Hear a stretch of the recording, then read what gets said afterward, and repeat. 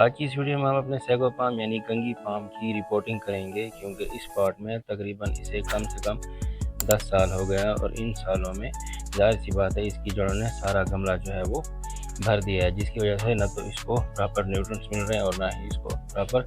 ہوا مل رہی ہے اس کی جڑوں کو۔ اس کے پتے جو ہے اس لیے کمزور اور پیلے پڑ رہے ہیں۔ اگر اس پودے کی بات کریں تو یہ پودا جو ہے وہ کافی پرانا مانا جاتا ہے، یعنی اس کی جو ہسٹری ہے وہ ہزاروں سال پرانی ہے۔ کافی سخت جان مانا جاتا ہے، پانی کی شدید کمی بھی برداشت کر لیتا ہے اور سخت موسمی حالات بھی، لیکن ایک بات ضرور ہے کہ یہ پودا بتاتا ضرور ہے کہ میرے حالات کچھ ٹھیک نہیں، جیسے یہ پودا ہمیں بتا رہا ہے۔ دوستو اگر اس کے پتوں کے بارے میں بات کریں تو اس کے جو پتے ہوتے ہیں وہ فلش کی صورت میں نکلتے ہیں، یعنی گچھا ٹائپ نکلتے ہیں۔ اب یہ دیکھیں، یہ اس کے جو ہے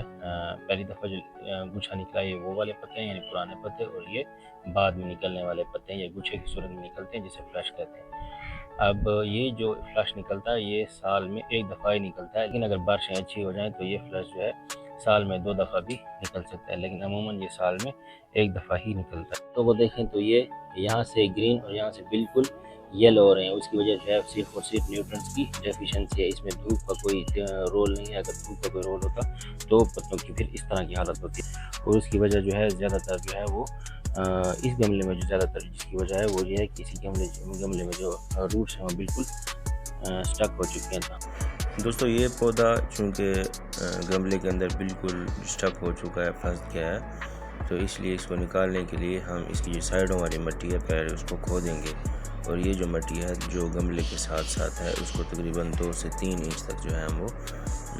سائڈوں سے کھودیں گے، اور گہرائی میں جتنا گملے کی جتنی گہرائی ہے اتنے تک اس کو لے کے جائیں گے۔ اس کی وجہ یہ ہے کہ اس کی جو جڑیں ہیں وہ گملے کے ساتھ چپک گئی ہیں، جس کی وجہ سے جو پودا ہے وہ بالکل پھنسا ہوا ہے۔ ویسے اگر اس کو نکالیں گے تو اس کا جو نکالنا ہے وہ ناممکن ہے، اس لیے ہم اس کی جو ساری مٹی ہے وہ سائڈوں سے کھودنے کی کوشش کریں گے اور نیچے تک لے کے جائیں گے تاکہ یہ گملے سے آسانی سے باہر نکل آئے۔ اب اگر آپ چیک کریں تو اس کی جو مٹی ہے وہ بالکل سخت ہو چکی ہے اور پانی کا اس کے اندر جانا جو ہے وہ ناممکن ہو گیا ہے۔ ابھی آپ سائڈوں پہ دیکھیں تو آپ کو اس کی جڑیں جو ہے نظر آنا شروع ہو گئی ہیں۔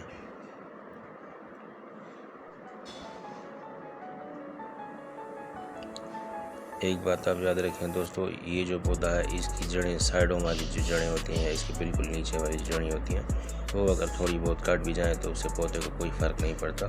کیونکہ یہ پودا مونوکاٹیلیڈن ہے، اور جو یہ پودا ہے یہ سال میں ایک دفعہ ہی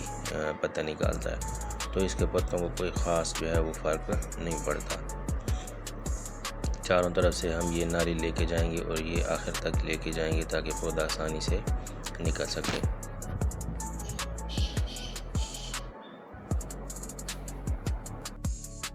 اب اگر آپ دیکھیں تو اس کو ہم نے چاروں طرف سے جو ہے وہ خالی کر لیا اور بالکل نیچے تک خالی کیا، اور ساری جو اس کے آس پاس جڑیں تھیں وہ ہم نے کاٹ دی ہیں تاکہ یہ آسانی کے ساتھ جو ہے وہ گملے سے باہر یہ پودا نکل سکے۔ یہ جو پارٹ ہے یہ کافی بھاری ہے، تو اس کو ہم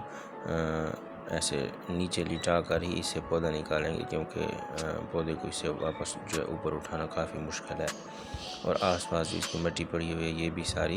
نکال لیں گے تاکہ جو ہے بالکل آخر تک جو ہے اس کی مٹی صاف ہو جائے اور پھر اس کو نکالنے میں آسانی ہو۔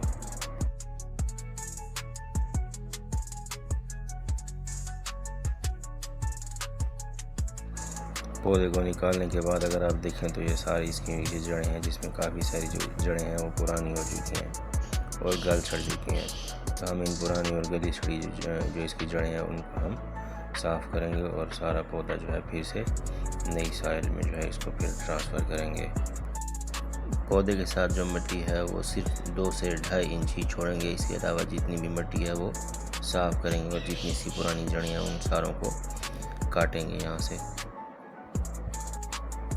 ساری سائڈوں سے جڑوں کو صاف کرنے کے بعد اس کی جو نیچے کی جڑیں ہیں، گلی سڑی جو جڑیں ہیں، ان کو بھی ہم صاف کریں گے اور بالکل اس کو جو ہے پودے کو نئی شیپ دینے کی کوشش کریں گے۔ ہم نے اس کے ساتھ اتنی ہی مٹی چھوڑی ہے جتنی مٹی نرسری والے چھوڑتے ہیں، یعنی جب ہم نرسری سے پودا لاتے ہیں تو اس وقت بھی اس کے ساتھ اتنی ہی مٹی ہوتی ہے۔ جڑوں اور پرانی مٹی کی صفائی کے بعد اب آتا ہے اس کی سائل کی جو سلیکشن ہے اس کا ٹائم۔ سائل کی سلیکشن میں اس کے ساتھ ہم مکس کریں گے گوبر کی گلی سڑی کھاد اور ساتھ میں جو ہے یہ مٹی۔ اب گوبر کی جو گلی سڑی کھاد ہے وہ ہم نے اس کے ساتھ شامل کرنی ہے، تقریباً 50% اور 50% اس کے ساتھ سائل ہم نے جو ہے وہ یوز کرنی ہے، اور سائل میں بھی جو ریت کی کنسنٹریشن ہے وہ زیادہ ہونی چاہیے۔ اب گملہ جو ہے اس میں ایک چیز کا دھیان رکھنا ہے کہ اس کا جو ڈرینیج ہول ہے اس کو ہم نے صحیح سے صاف کر کے کھول دینا ہے، تاکہ اس کا جو پانی کا جو ایکسٹرا گملے میں جو ایکسٹرا پانی آئے گا وہ اس سے آسانی سے نکل جائے اور پانی جو ہے اس کے اندر کھڑا نہ رہے، تاکہ جو اس کی جڑیں ہیں وہ پھر سے گلنے سڑنے لگ جائیں۔ مٹی ہو گئی ہے تیار، اور اب اس کو ہم پاٹ میں ڈال لیں گے، اور پھر اس کے بعد جو ہے اس میں پودے کو رکھیں گے۔ پودا رکھتے ہوئے اس بات کا دھیان رکھنا ہے کہ جو پودا ہے وہ بالکل درمیان میں رکھنا ہے، تاکہ اس کی شیپ جو ہے وہ خوبصورتی سے بنی رہے۔ گملے کے اندر مٹی جو ہے تقریباً ہاف سے زیادہ ڈالنی ہے، آدھے گملے سے زیادہ مٹی ڈالنی ہے، تاکہ جو اس کا جو پودا ہے وہ بالکل ایسے باہر کی طرف نکلا رہے، کیونکہ اس کی جڑیں جو ہیں وہ زیادہ تر نیچے کی طرف جاتی ہیں۔ مونوکاٹیلیڈن جتنے بھی پودے ہوتے ہیں ان کی جڑیں جو ہیں وہ زیادہ تر نیچے کی طرف جاتی ہیں۔ پودے کو بالکل درمیان میں ایڈجسٹ کرنے کے بعد جتنا ہمارے پاس مکسچر بچا ہوا تھا مٹی والا وہ بھی اس کی سائڈوں میں لگا کر اس کو سائڈ اس کی جتنی بھی سائڈ ہیں اس کو مٹی سے بھر دیں گے۔ مٹی سائڈوں پہ فکس کرنے کے بعد سب سے جو اہم مرحلہ ہے وہ یہ ہے کہ اس کا جو پرانا فلش ہے، یعنی جو پرانے پتے ہیں ان ساروں کو جو کاٹنا ہے وہ بہت ضروری ہوتا ہے۔ اس کی وجہ یہ ہے کہ اس کا جو ٹرانسپائریشن ریٹ ہے وہ بہت زیادہ ہو جاتا ہے، لیکن ہم نے اس کا جو ٹرانسپائریشن ریٹ ہے اس کو نارمل رکھنا ہوتا ہے، تاکہ اس کی جڑیں جو ہیں وہ اچھے سے زمین کے اندر بیٹھ جائیں، کیونکہ جڑیں جب تک مٹی کے ساتھ فیملیئر نہیں ہوئی ہوں گی تب تک ہی اس کی ٹرانسپائریشن ریٹ اگر زیادہ ہوگی تو پودا جو ہے وہ مزید خراب ہونے کے چانسز اس کے بڑھ جاتے ہیں۔ تو ہم اس کے جتنے بھی پرانے پتے ہیں ان کو کاٹ دیں گے، اور جو نئے پتے ہیں ان کو چھوڑ دیں گے، تاکہ ٹرانسپائریشن ریٹ جو ہے اس کا تھوڑا سا نارمل رہے۔ دوستو ویڈیو اچھی لگی ہو تو ویڈیو کو لائک اور چینل کو سبسکرائب ضرور کیجیے گا۔ ٹیک کیئر اینڈ فی امان اللہ۔